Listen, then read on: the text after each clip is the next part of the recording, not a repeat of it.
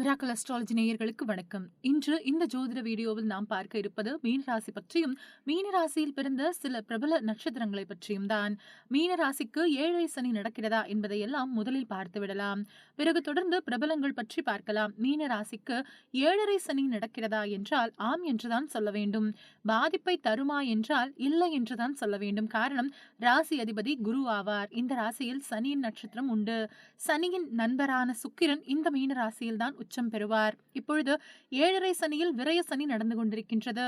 இந்த ராசிக்கு யோகம் தருவதில் முதலில் இருப்பது செவ்வாய்.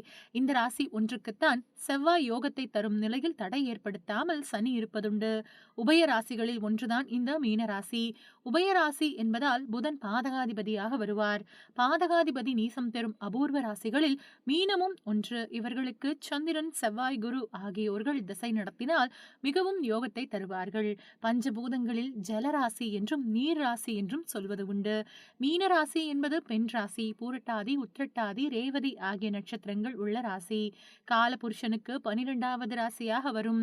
ஜோதிடம், ஆன்மீகம் ஆகியவற்றில் நம்பிக்கையும் ஆர்வமும் தேடுதலும் இருக்கும்.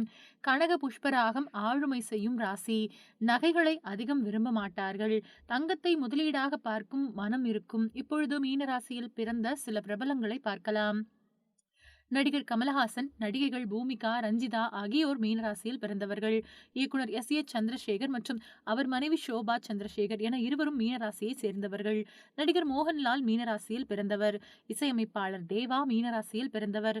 சுக்கிரன் உச்சம் பெறும் ராசி என்பதால் மீனராசியில் பிறந்தவர்களுக்கு கலைகளின் மீது இயல்பாகவே ஞானமும் ஆர்வமும் இருக்கும்.